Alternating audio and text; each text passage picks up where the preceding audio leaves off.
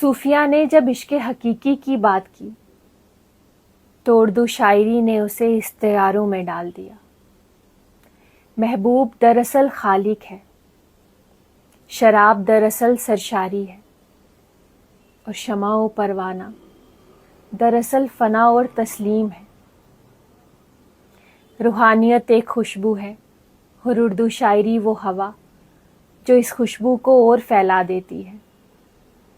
دونوں کا مقصد ایک ہی ہے، انسان کو اس مقام تک لے کر آنا جہاں وہ سکون محسوس کر سکے اور اپنے اصل کو پہچان سکے۔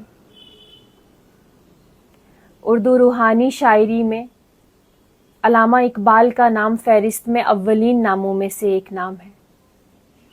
وہ کہتے ہیں کہ نہ تو زمین کے لیے ہے نہ آسماں کے لیے، نہ تو زمین کے لیے ہے نہ آسماں کے لیے، جہاں ہے تیرے لیے تو نہیں جہاں کے لیے۔